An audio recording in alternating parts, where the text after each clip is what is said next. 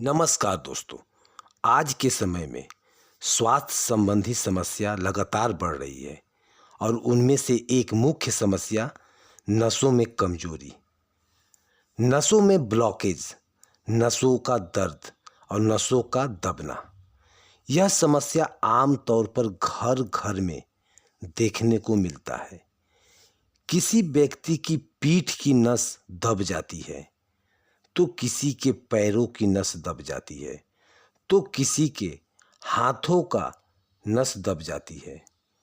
जब शरीर में किसी भी हिस्से की नस दब जाती है तो वहाँ रक्त संचार धीरे धीरे कम होने लगता है और उस स्थान पर सुन्नपन आ जाता है।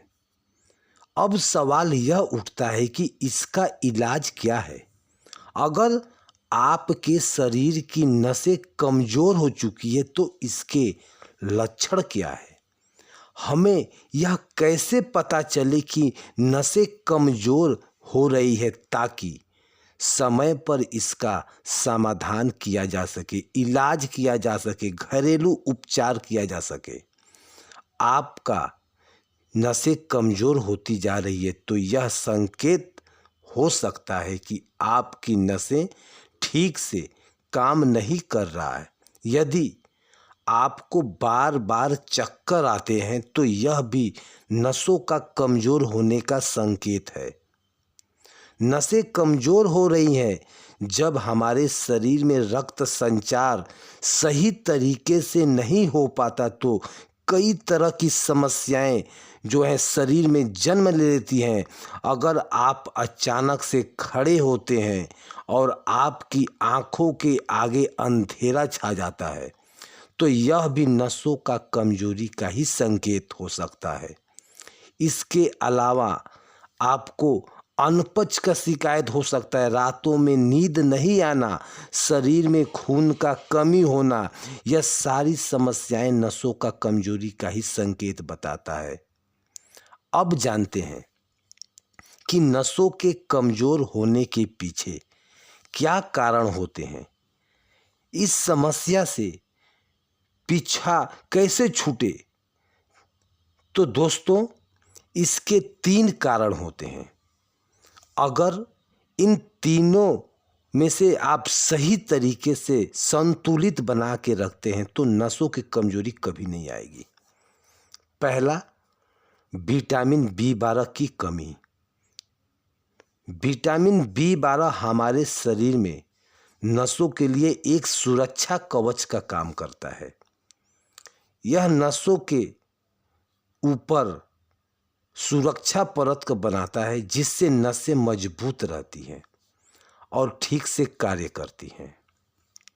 अगर शरीर में विटामिन B12 की कमी हो जाती है तो यह सुरक्षा परत कमज़ोर हो जाता है और नसों में ब्लॉकेज जैसी समस्याएं उत्पन्न होने लगती हैं।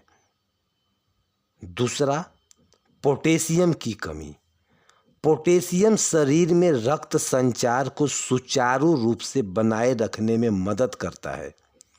इसकी कमी की होने से नसों का संवेदनशीलता कम होने लगती है जिससे कमजोरी और दर्द महसूस होता है।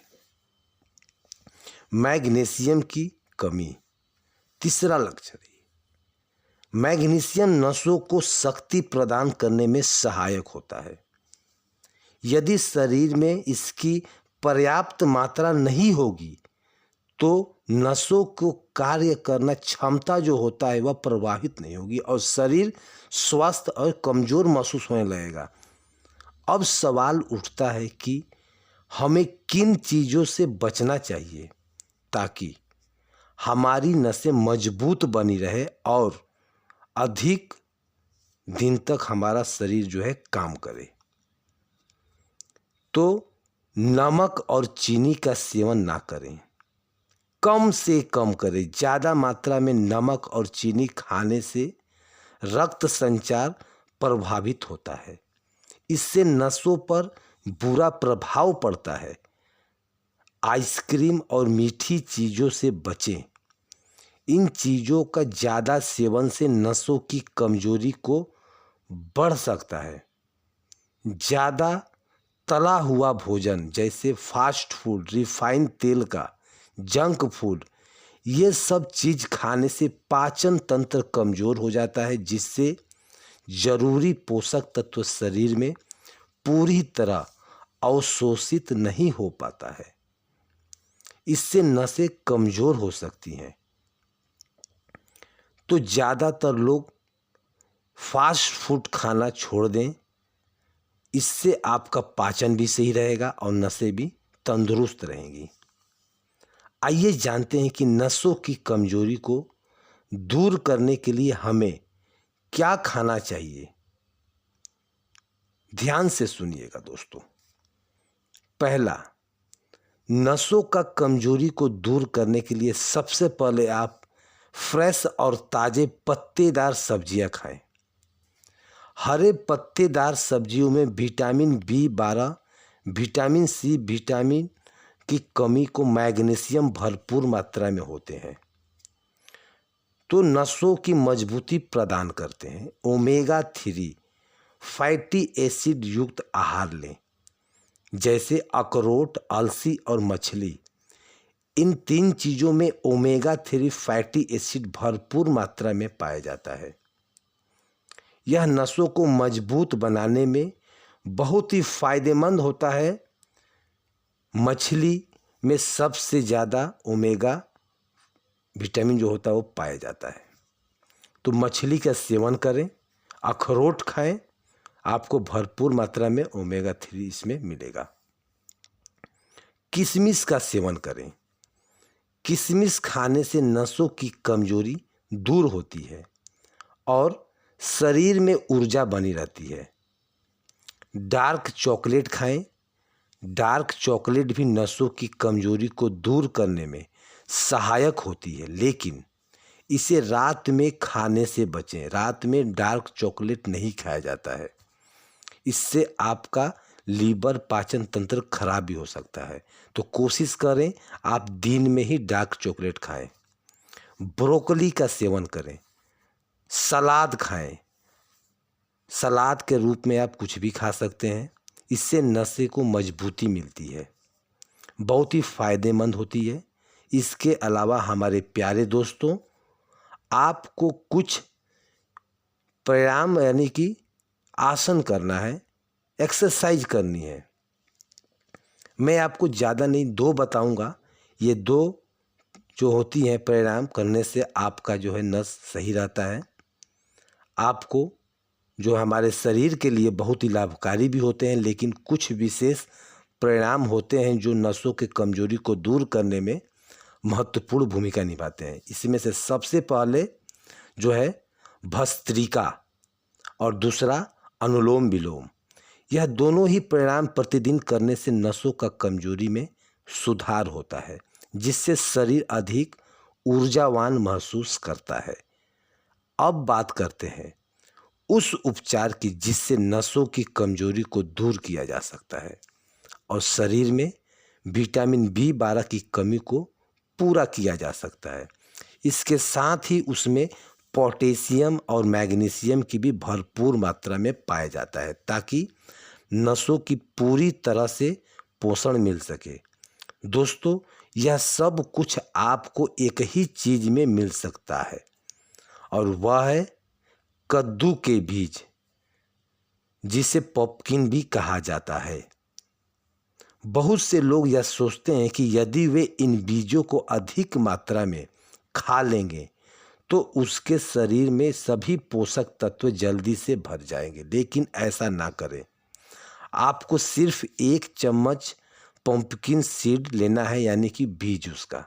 रोजाना खाएं, 1 चम्मच मात्र सेवन करें, क्योंकि यह जो बीज होता है यह पचने में बड़ा कठिन होता है और वैसे तो किसी भी चीज़ का बीज पचने में बहुत कठिन होता है, इसलिए इसे 1 चम्मच का ही सेवन करें। आप इन्हें हल्का सा सुखा लें और इसे पाउडर बना सकते हैं और 1 चम्मच दूध में मिलाकर भी इसके सेवन कर सकते हैं। इन्हें आप आटे में मिलाकर भी इसका इस्तेमाल कर सकते हैं, सलाद के रूप में भी खा सकते हैं। आप जैसे भी चाहें इसका 1 चम्मच इस्तेमाल ज़रूर करें। यह ध्यान रखना जरूरी है कि पंपकिन सीड जो होता है इसे पीस कर भी पीना चाहिए, क्योंकि जब आप इन्हें पीते हैं तो शरीर में सारे भरपूर मात्रा में विटामिन मिलता है। लेकिन इन्हें भूंज कर ना खाएं, पका कर ना खाएं, क्योंकि पकाने के बाद इसका सारा पोषण तत्व खत्म हो जाता है और उतना लाभ नहीं मिलेगा जितना आप कच्चे में खाएंगे। तो विटामिन B12 की कमी पूरी होती है और नसों को मजबूती के साथ साथ हड्डियों को भी लाभ मिलता है। इन बीजों में पोटेशियम, मैग्नीशियम, आयरन और कैल्शियम भरपूर मात्रा में पाए जाते हैं, जो हमारे शरीर को अवशोषित पोषण प्रदान करता है। दोस्तों, अगर आपको नस ब्लॉकेज या कमजोरी हो रहा है और सिकुड़नपन भी आ रहा है तो आप कद्दू के बीजों का सेवन करें। इसके अलावा अपनी डाइट में हरी पत्तेदार सब्जियों का शामिल जरूर करें और प्रतिदिन भस्त्रिका और अनुलोम विलोम प्राणायाम करें। दोस्तों, यह जानकारी आपको कैसी लगी? यदि आपको यह जानकारी अच्छी लगी है तो अपने दोस्तों में इस वीडियो को ज़रूर शेयर करें ताकि सबको यह लाभ मिल सके। हम कल फिर आपसे मिलेंगे किसी और नई जानकारी के साथ। तब तक के लिए आपसे इजाज़त चाहता हूँ। वीडियो पसंद आया हो तो हमारे चैनल को सब्सक्राइब जरूर करिएगा और एक लाइक बनता है स्वास्थ्य के लिए। तो दोस्तों, कल मिलते हैं, तब तक के लिए इजाज़त दीजिए। धन्यवाद।